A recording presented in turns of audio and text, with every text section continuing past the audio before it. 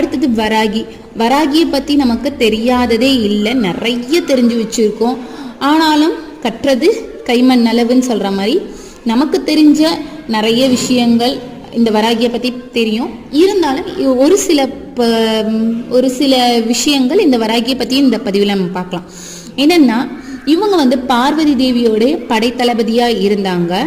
காட்டுப்பன்றி பூமியை தோன்றுவது போல இவங்களுடைய முகம் காட்டுப்பன்றியினுடைய முக அமைப்பு இருக்கும். காட்டுப்பன்றி எல்லாத்தையும் சாப்பிட்றாது. ஸோ அதனுடைய கிழங்கு வைக்கல்களை மட்டும்தான் ஆழத்தில் தோண்டி எடுக்கக்கூடியது.